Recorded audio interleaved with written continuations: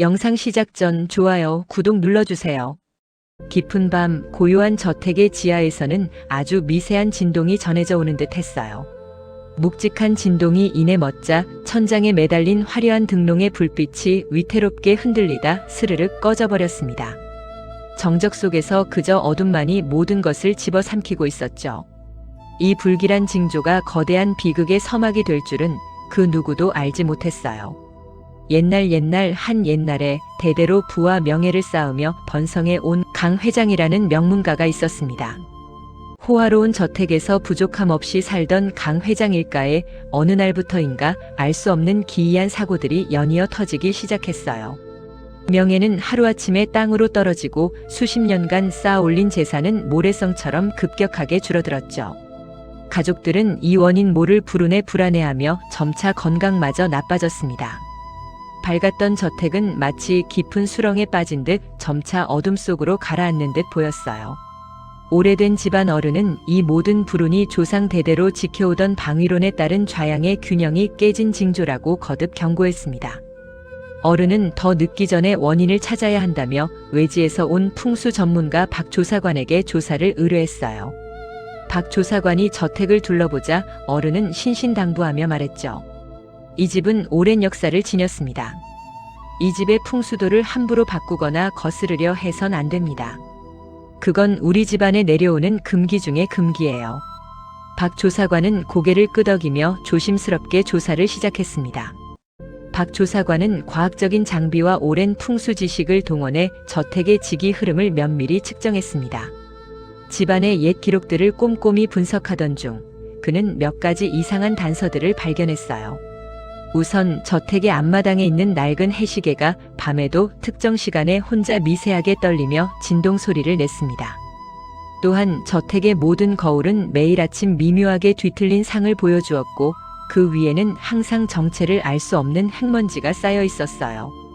가장 기이한 것은 저택의 가장 깊은 곳, 지하 창고에서 매번 다른 방향으로 불어오는 알 수 없는 차가운 바람이었습니다.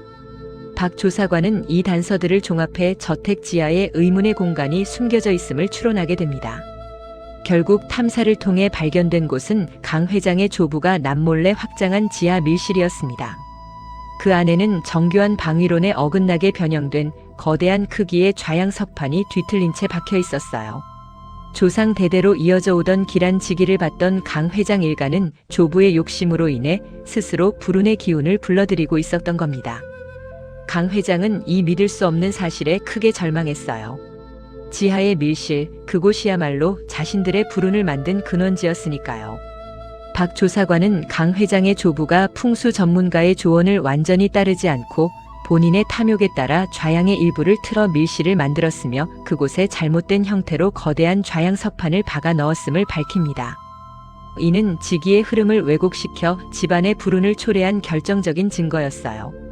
박 조사관은 이미 해시계의 미세한 진동과 거울의 왜곡이 왜곡된 지기의 파장을 암시하고 있었다고 설명했습니다.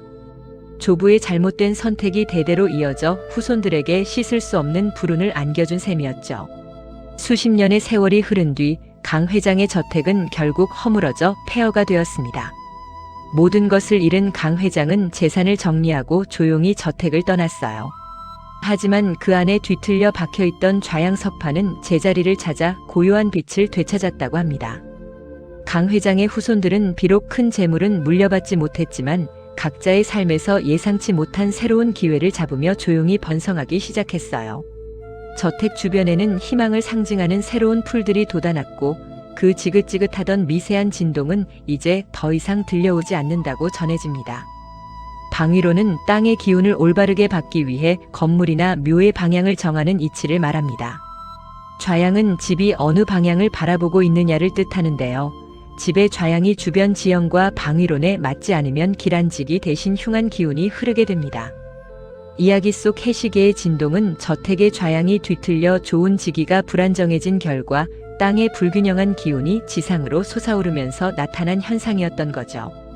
이처럼 방위론을 거스르면 불길한 기운이 집안을 흔들 수 있다고 해요. 이 이야기는 눈에 보이는 부와 명예를 줬다가 정작 중요한 것을 놓치는 어리석음을 일깨워줍니다. 우리 주변에 보이지 않는 자연의 이치와 조화를 이루는 삶이야말로 진정한 번영과 평화를 가져다 줄 거예요. 그러나 조상의 묘가 잘못된 음택에 자리 잡는다면 그 불운은 살아있는 이들의 삶에 어떻게 돌아오게 될까요?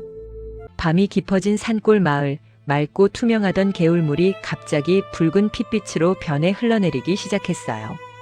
그 소름 끼치는 물길을 따라 뼈처럼 하얀 나뭇가지들이 섬뜩하게 떠내려오는데 마치 피 묻은 손가락들이 흐느적거리는 것 같았죠.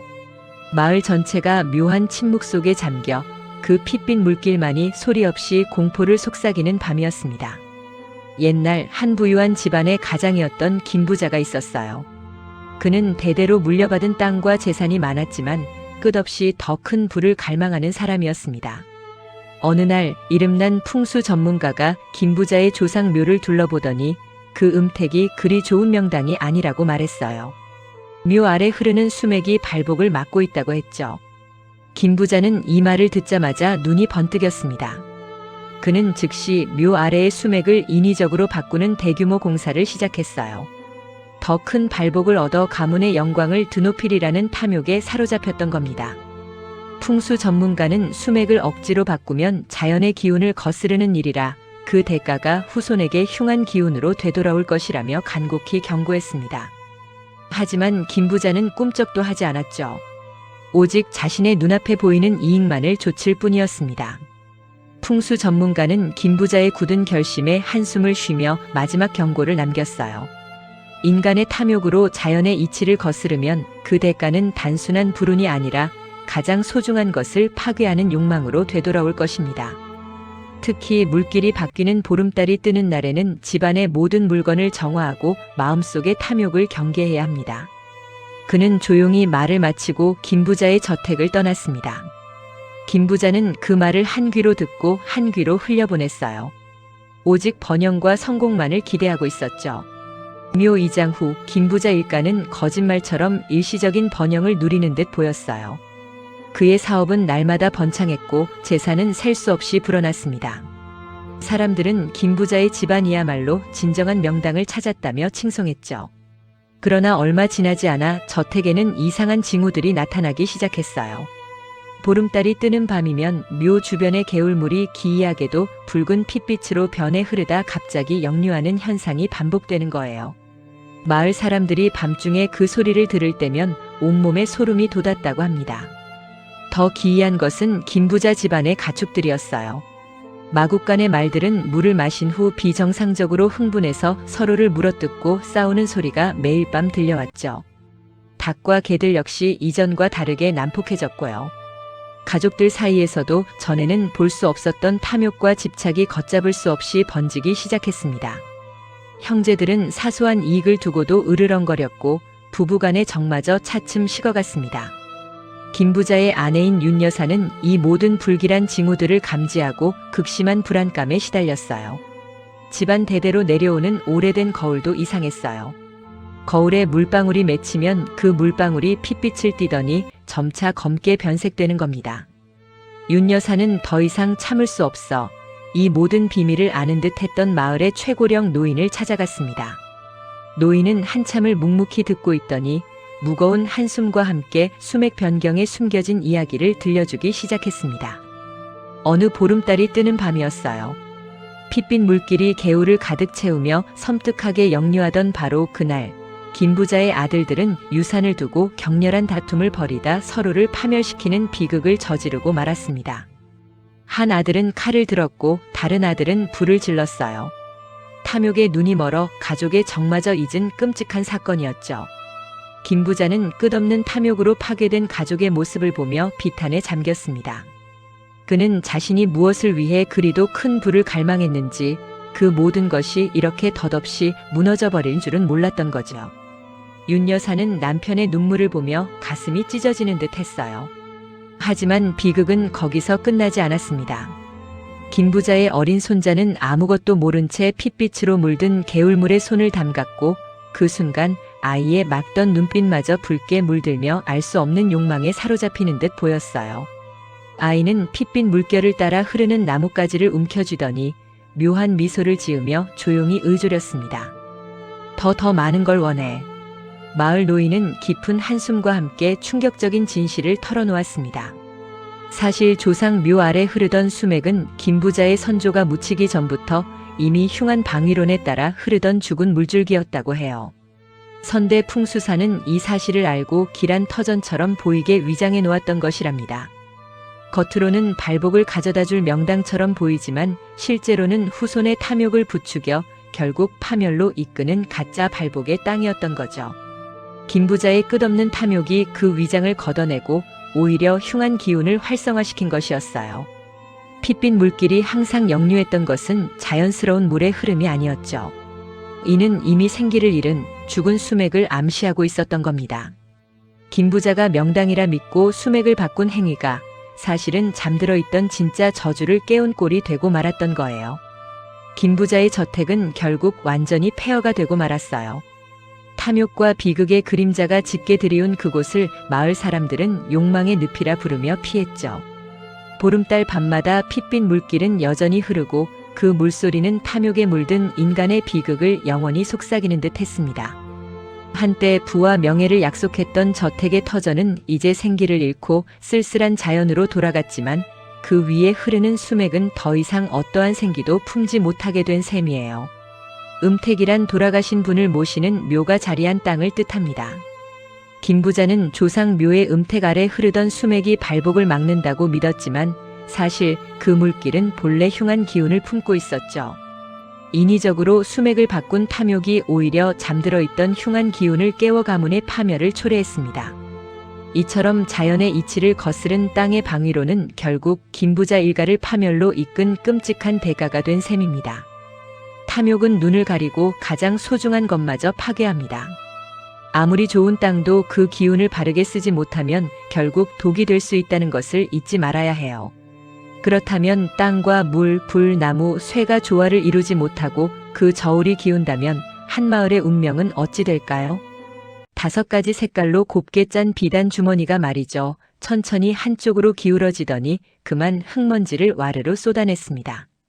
동시에 멀리 산 정상에 서 있던 오색 바위에서는 마치 불길한 예언이라도 하듯 섬뜩한 울림이 온 마을에 퍼져나갔습니다. 그 소리는 마치 자연의 섭리가 경고하는 듯 마을 사람들의 마음에 깊은 불안을 심어주었죠. 평화로웠던 산골 마을에 드리워진 그늘은 바로 이 오색 바위에서 시작된 것이었습니다.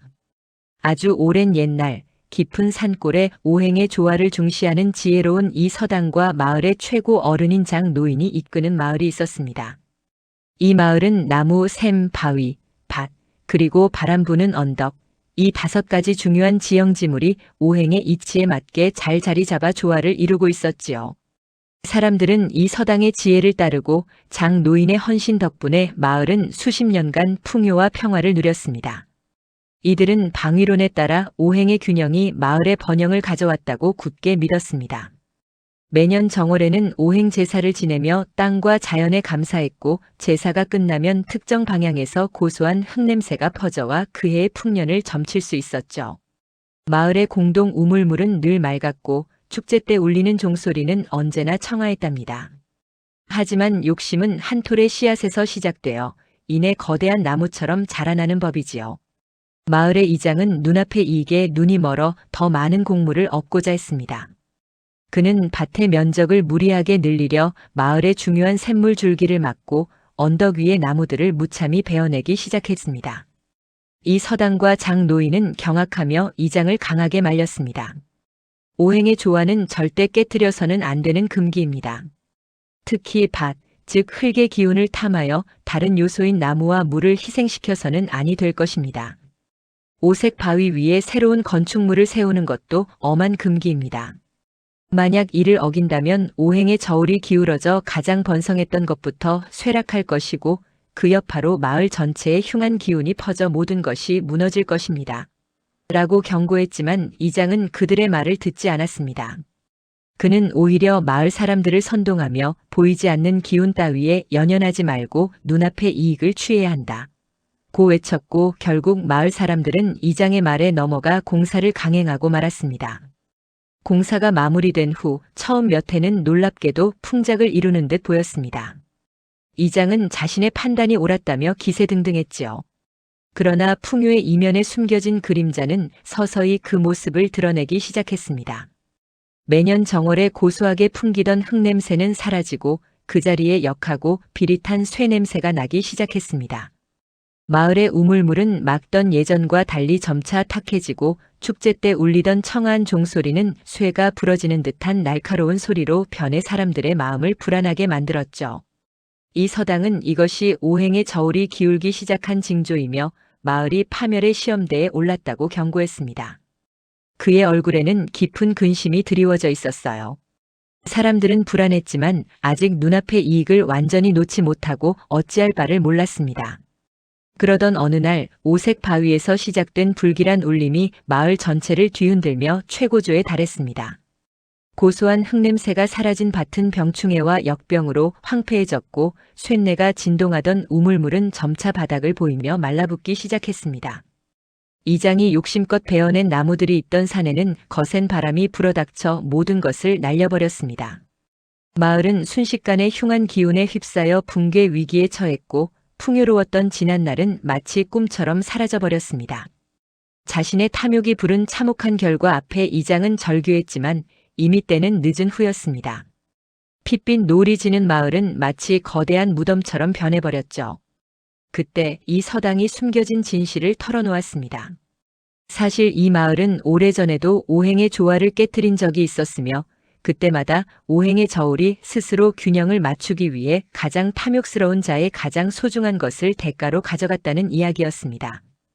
이장의 이번 탐욕 또한 저울을 기울게 하여 그가 가장 탐했던 밭, 즉 흙의 기운이 먼저 무너지고 다른 요소들이 연쇄적으로 파괴되는 결과를 초래했던 것이라고요.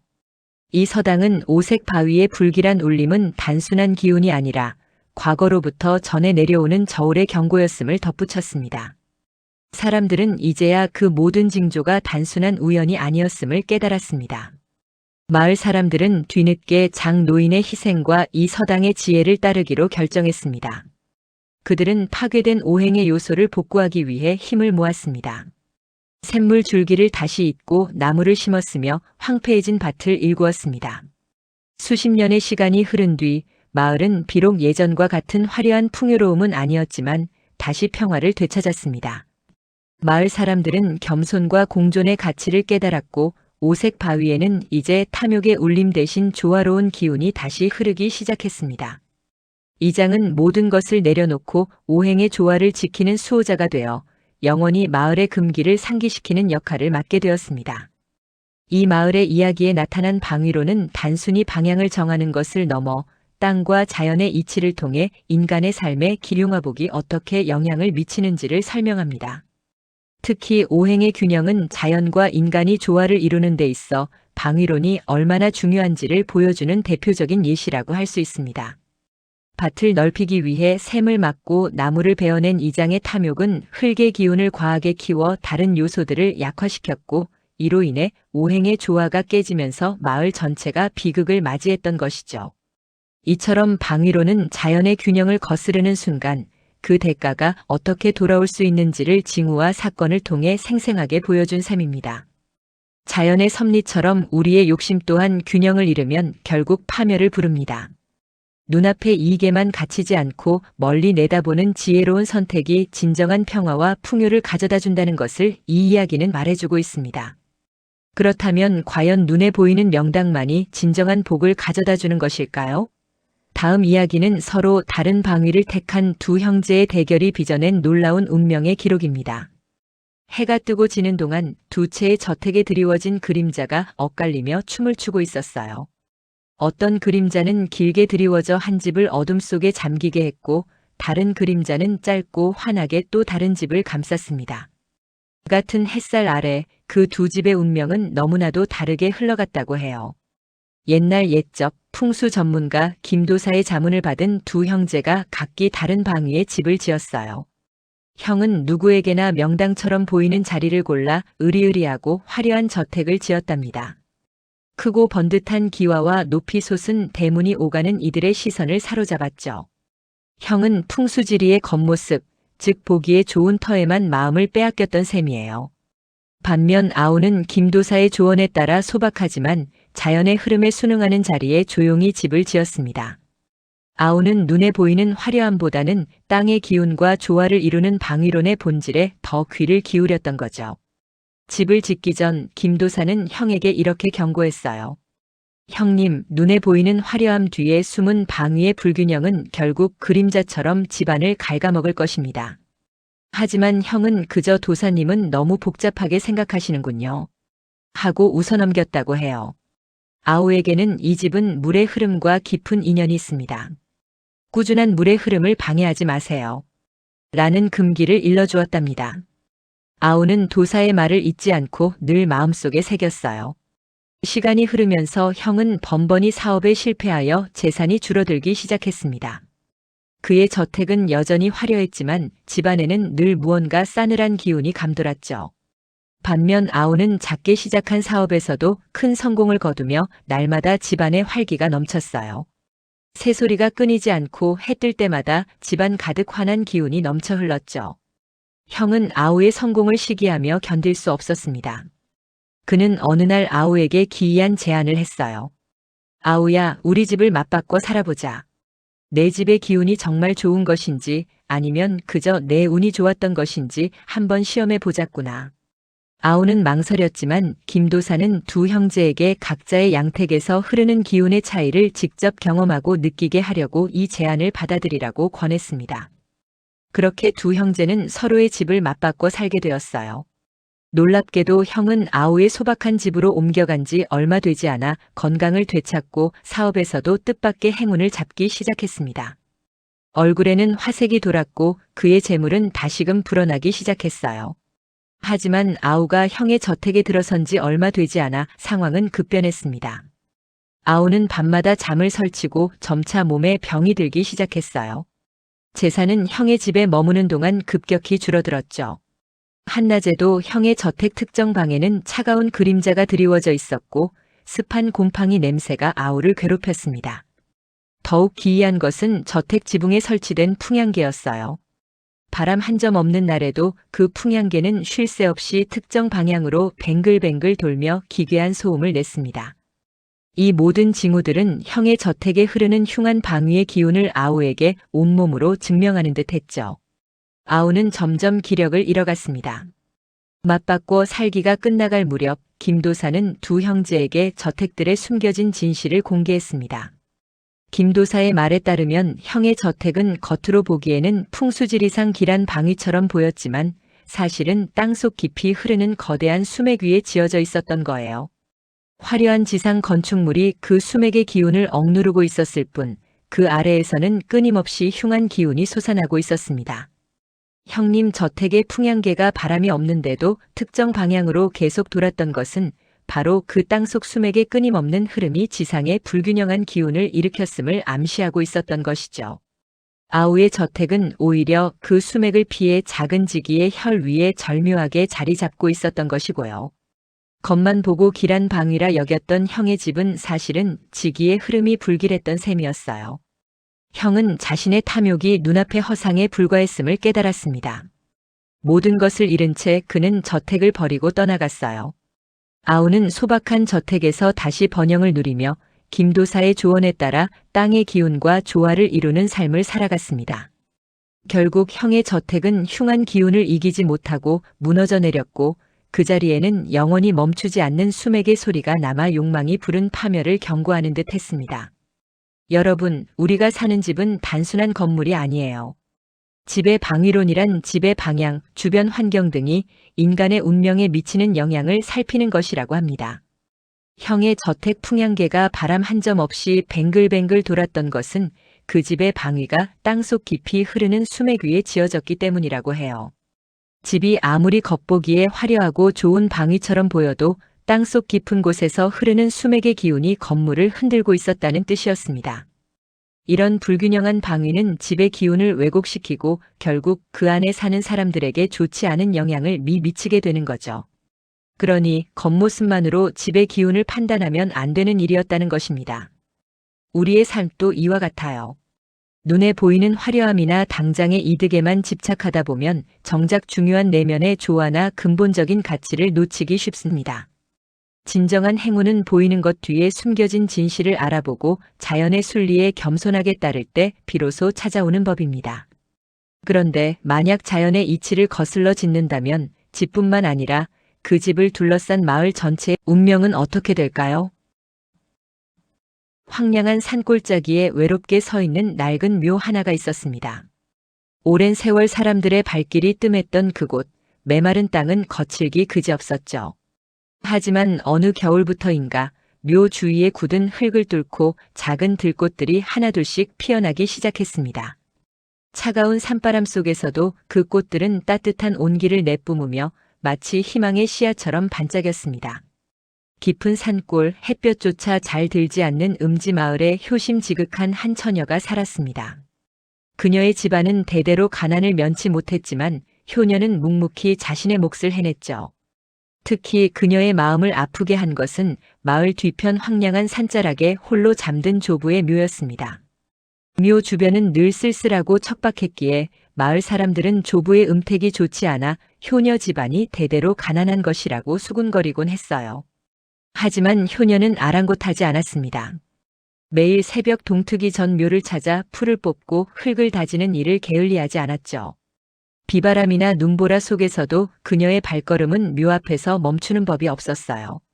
마른 땅에 물을 붓고 작은 돌멩이 하나라도 바로잡으며 그저 정성으로 조부를 위했을 뿐입니다. 그녀에게는 할아버지를 향한 그리움과 존경의 마음뿐이었죠. 어느 날 이 산골에 오랜만에 풍수 전문가 김도사가 찾아왔습니다. 마을의 고질적인 가난에 대해 듣던 김도사는 효녀의 조부 묘를 찾아갔어요. 그는 묘 주변을 살피더니 효녀에게 이런 말을 전했습니다. 아가씨의 조부 묘는 비록 눈에 띄게 좋은 혈에 자리 잡지는 못했어요. 주변 기운이 척박하여 생기가 깊이 잠들어 있었지요. 하지만 아가씨의 지극한 정성이라면 그 잠들었던 땅의 생기를 분명히 깨울 수 있을 겁니다. 그 생기가 깨어나면 아가씨 가문은 물론 이 마을에도 발복이 찾아올 거예요. 김도사는 효녀를 칭찬하면서도 한 가지 금기를 일러주었습니다. 다만 조심해야 할 것이 있습니다. 땅에서 솟아나는 귀한 기운을 탐욕이나 교만으로 사유하려 들면 안 됩니다. 그것은 하늘의 이치를 거스르는 일, 오히려 화를 부를 수 있습니다. 효녀는 김도사의 말을 가슴 깊이 새겨들었습니다. 발복 같은 것은 생각지도 못했어요. 시간이 흐르면서 김도사의 말이 현실이 되는 듯 했습니다. 효녀의 헌신적인 노력 덕분인지 조부의 묘 주변은 놀랍게 변하기 시작했죠. 매년 겨울 마을 전체가 눈으로 뒤덮여도 이상하게도 조부 묘 주변 땅만큼은 눈이 쌓이지 않았습니다. 흙 속에서는 마치 살아있는 듯 따뜻한 온기가 피어올랐고 그 메마른 땅을 뚫고 작은 들꽃들이 하나둘씩 피어나는 기이한 현상이 반복되었어요. 효녀가 묘 앞에서 기도할 때마다 작은 새들이 날아와 지저귀는 소리가 들렸고 그 소리는 효녀의 지친 마음을 편안하게 감싸주었습니다. 그러던 어느 해 마을에 큰 가뭄이 들었습니다. 공동 우물은 바닥을 보이기 시작했고 사람들은 흉작의 불안감에 휩싸였죠. 그때 효녀는 조부 묘 아래에서 솟아나는 샘물을 발견했습니다. 놀랍게도 그 샘물은 가뭄 속에서도 마르지 않고 맑고 시원한 물을 솟아내고 있었어요. 효녀는 망설임 없이 그 귀한 샘물을 마을 사람들에게 나누어 주었고 묘 아래 샘물 덕분에 마을은 큰 위기를 넘길 수 있었습니다. 마을 사람들은 효녀의 효심과 묘의 신비로운 기운에 대해 이야기하기 시작했어요. 효녀는 자신의 행운이 묘 덕분임을 깨달았지만 혹시라도 마음의 탐욕이 싹틀까 두려워했습니다. 그녀는 김도사의 금기를 잊지 않으려 애썼죠. 하지만 좋은 소문은 늘 욕심을 불러오는 법인가 봅니다. 효녀의 선행과 조부 묘에서 솟아나는 생기 있는 샘물의 소문은 삽시간에 마을을 넘어 멀리까지 퍼져나갔습니다. 사람들은 그 묘가 엄청난 명당이라며 기운을 얻으면 부자가 될 수 있다고 믿기 시작했어요. 탐욕의 눈이 먼 마을 사람들은 효녀의 조부 묘 주위에 모여들어 각자의 발복을 빌며 개인적인 이득을 취하려 했습니다.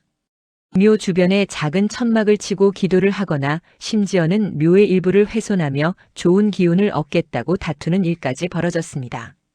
가장 끔찍했던 것은 샘물을 독점하려는 이들의 싸움이었습니다.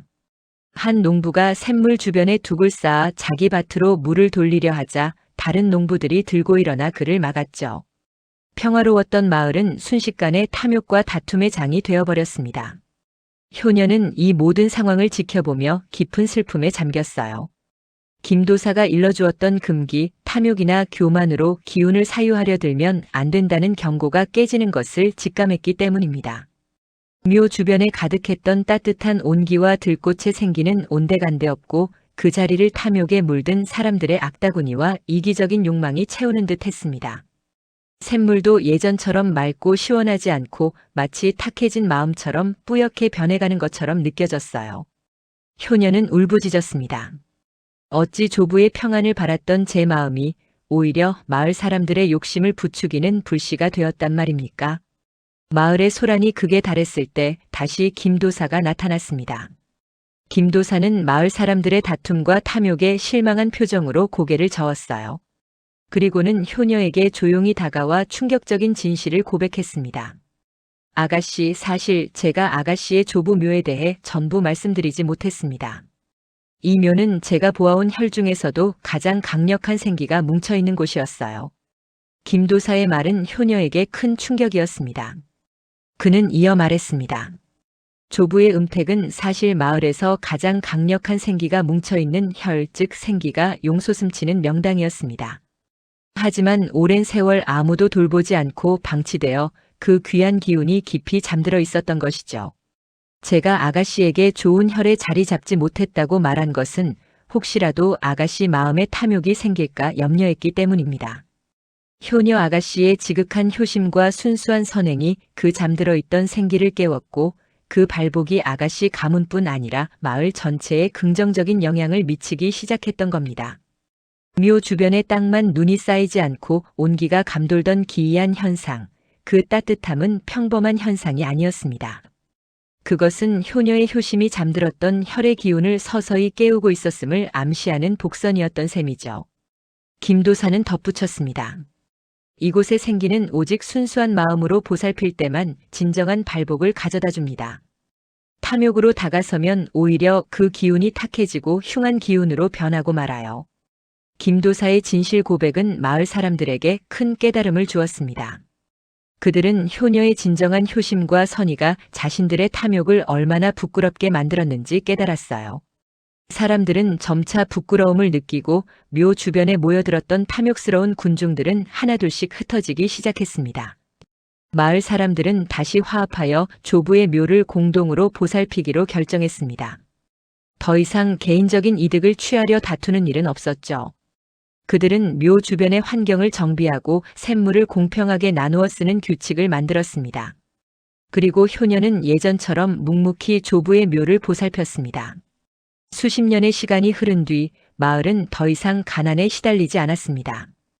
효녀의 가문은 대대로 번성했고 마을 전체가 평화와 풍요를 누리게 되었어요. 산의 혈에서 뿜어져 나오는 생기는 마을 전체를 감싸고 그 따뜻한 온기는 모든 사람에게 희망과 공존의 의미를 일깨워 주었습니다. 마을은 진정한 의미의 풍요를 얻었죠. 효녀의 이야기는 세대를 넘어 전해지며 진정한 발복은 땅의 기운과 인간의 마음이 조화를 이룰 때 얻어짐을 일러주는 귀한 민담으로 남았답니다. 방금 효녀의 조부 묘에서 샘물이 솟아나고 따뜻한 온기가 감돌았던 현상, 그 뒤에는 중요한 풍수 개념이 숨어 있습니다. 우리는 그것을 생기라고 부릅니다. 생기는 땅속 깊이 흐르는 생명력 가득한 기운을 뜻합니다. 특히 혈이라고 불리는 곳은 이 생기가 뭉쳐 솟아나는 지점을 말해요. 풍수에서는 이 생기 충만한 혈의 음택이나 양택을 조성하면 그 기운이 후손에게 긍정적인 영향을 미쳐 발복을 가져온다고 믿었습니다. 효녀의 조부 묘가 바로 그런 혈에 자리 잡고 있었지만 오랜 시간 돌보는 이가 없어 그 생기가 잠들어 있었던 셈이죠. 효녀의 지극한 효심과 정성이 그 잠들었던 생기를 깨웠고 마을 사람들의 탐욕이 개입하자 그 기운이 탁해졌던 거예요. 결국 땅의 기운은 인간의 마음과 깊이 연결되어 있어 바른 방위론에 따라 바른 마음으로 대해야 진정한 기람을 누릴 수 있다고 전해집니다. 우리의 삶 역시 땅의 기운과 다르지 않습니다. 순수한 마음과 정성만이 진정한 복을 불러오지요. 탐욕에 눈멀어 자연의 이치를 거스르거나 타인의 것을 탐한다면 당장은 얻는 듯 보여도 결국 모든 것을 잃게 될 거예요. 겸손하고 순리대로 사는 것이야말로 가장 큰 발복이라는 것을 이 이야기는 말해줍니다. 이렇게 땅의 기운과 인간의 마음이 빚어낸 5가지 풍수 이야기는 막을 내립니다. 삶의 터전을 이해하고 자연의 순리에 귀 기울이는 지혜가 늘 우리 곁에 있기를 바랍니다.